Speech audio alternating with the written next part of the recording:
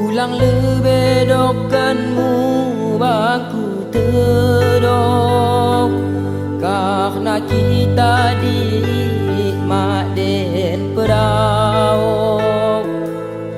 Selari ni muka nami do denok, asa terdoh atemu terasa lempok.